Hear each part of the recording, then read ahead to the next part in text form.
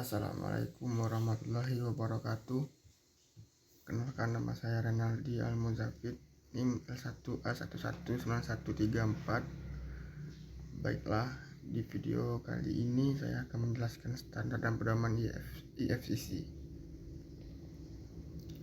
Dimulai dari pengertiannya, IFCC atau Indonesian Forestry Certification Corporation adalah suatu organisasi Indonesia yang mempromosikan pengelolaan hutan lestari melalui sertifikasi hutan dan pelabelan atas produk-produk hasil hutan yang berasal dari hutan bersertifikat.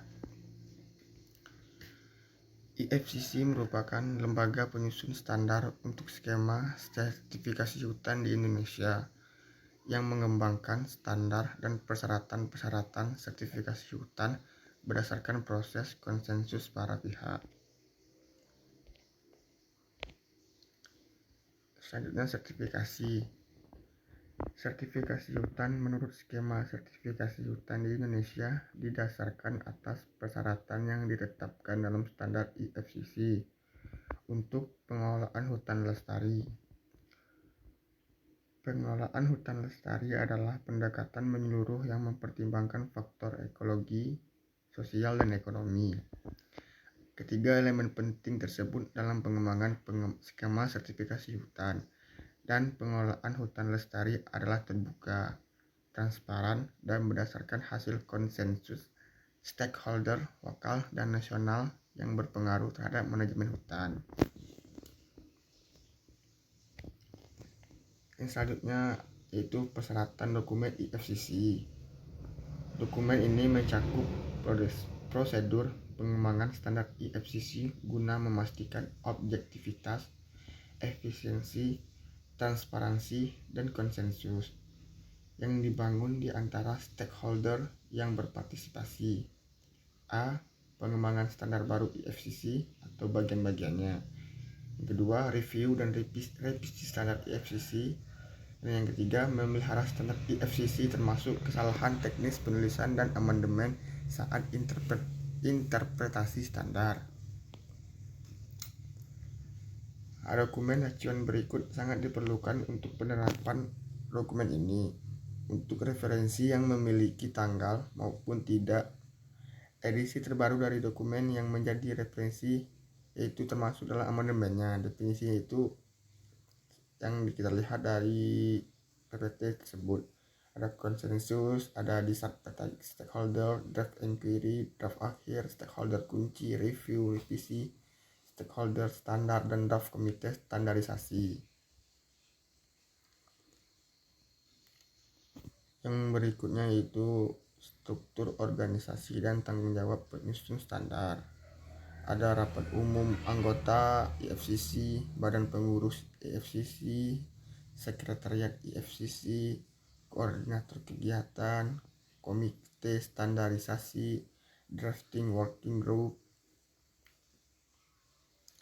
Dan yang berikutnya itu adalah proses penyusunan standar. Yang pertama ada proses pendekatan, yang kedua ada tahap rancangan kegiatan.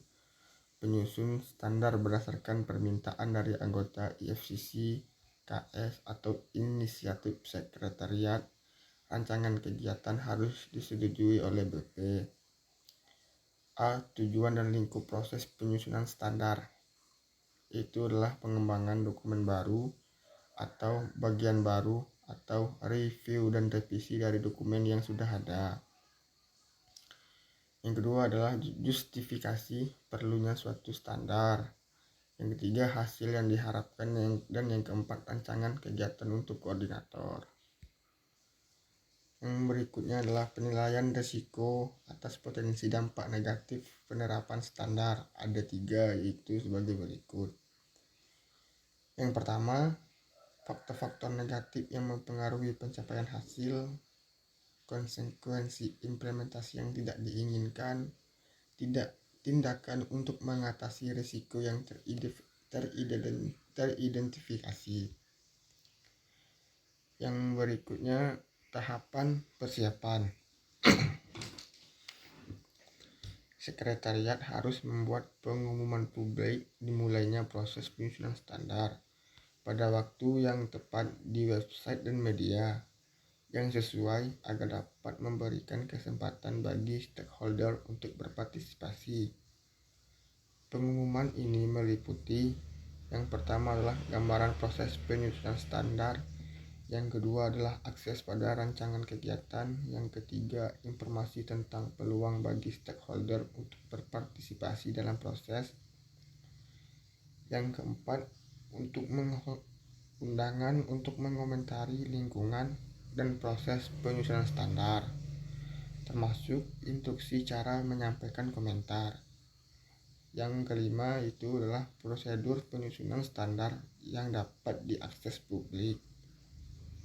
Maksud yang kelima ini adalah mungkin tahapan persiapannya itu membuat suatu aplikasi yang bisa diakses oleh semua publik, baik secara internet maupun secara manual nantinya. Dengan cara akses melalui membuat link, itu sangat mudah bagi publik untuk mengakses tahap-tahap apa saja yang dilakukan oleh IFCC atau mendapatkan IFCC. Yang berikutnya adalah pembentukan KS. Prosedur pembentukan KS berlaku untuk yang pertama berlaku untuk pertama kalinya pembentukan KS, dan yang kedua pembaruan berkala. setelah melakukan pembentukan KS, tentunya ada pembaruan berkala. Dan yang ketiga adalah pembaruan KS terhubung dengan pengembangan standar baru atau revisi standar. Yang D, pengangkatan anggota baru. Sekretariat harus melakukan pemetaan stakeholder dengan tujuan untuk mengidentifikasi stakeholder yang relevan dan tujuan dan lingkup penyusunan standar, kebutuhan serta kendala partisipasi mereka. Pemetaan stakeholder harus mengidentifikasi stakeholder kunci dan disadvantage stakeholder serta tindakan mengatasi kendala partisipasi mereka. Tahap inquiry. Inquiry draft akan diedarkan kepada anggota IFCC untuk periode konsultasi 4 minggu atau 1 bulan lamanya, di mana diperlukan konsultasi anggota IFCC dan konsultasi publik. Periode konsultasi dan metode yang ditetapkan untuk konsultasi publik. Inquiry draft untuk standar baru akan diuji melalui proyek percontohan, dan hasil pengujian akan dipertimbangkan oleh KS. Yang berikutnya adalah tahap persetujuan. Draft final diajukan untuk tahap persetujuan bersama-sama dengan laporan pengembangan yang menyediakan bukti-bukti berikut pada proses pemenuhan prosedur dokumen ini. Yang pertama adalah jadwal proses pengembangan standar. Yang kedua, informasi tentang pengumuman dimulainya proses pengembangan standar. Yang ketiga, informasi tentang konsultasi publik atau anggota IFCC. Yang berikutnya itu review berkala dari standar. Standar atau dokumen normatif harus direview dalam periode waktu tidak melebihi 5 tahun. Review harus mempertimbangkan feedback yang diterima selama penerapan standar dan gap analisis. Jika diperlukan suatu konsultasi stakeholder harus diselenggarakan. Untuk yang berikutnya itu pengambilan keputusan berdasarkan feedback yang diterima selama periode penerapan standar. Hasil gap analisis atau konsultasi, IFCC harus memutuskan apakah tetap menggunakan standar yang ada atau apakah diperlukan revisi standar. Tentunya ada revisi normal, ada revisi editorial, dan revisi time critical. Revisi normal yaitu ya seperti yang biasa dilakukan orang untuk melakukan revisi atau pengulangan. Revisi editorial, revisi yang diedit atau yang lainnya. Revisi time critical, mungkin revisi time critical ini adalah revisi yang di batas jangka waktunya yang memiliki kriteria tertentu agar bisa revisi term kritikal ini. Yang berikutnya adalah penanganan keluhan dan banding dan rekaman proses pengembangan. Setiap pengaduan substantif atau prosedural atau banding harus diselesaikan dengan menggunakan prosedur resolusi keluhan dan banding FCC yang dijelaskan dalam resolusi FCC PD 1002. Catatan harus disimpan sampai selesainya revisi atau revisi berikutnya. Catatan setidaknya disimpan minimal 5 tahun setelah publikasi standar dan harus tersedia bagi pihak yang berkepentingan sesuai permintaan.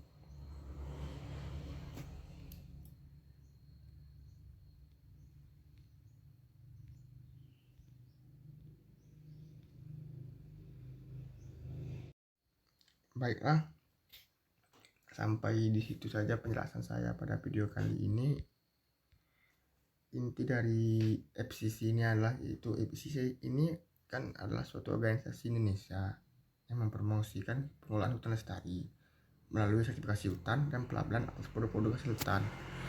Tentunya sebelum FCC ini harus ada lembaga seperti SPLK, yaitu sebagai yang memberikan produk labeling kepada produk-produk hasil hutan yang ramah lingkungan. Sesudah itu maka FCC ini muncul sebagai orang yang mempromosikan pengelolaan hutan lestari ini melalui sertifikasi hutan dan pelabelan atas produk-produk hasil hutan yang berasal dari hutan bersertifikat. Tentunya produk-produk tersebut juga butuh organisasi-organisasi yang mempromosikannya agar produk tersebut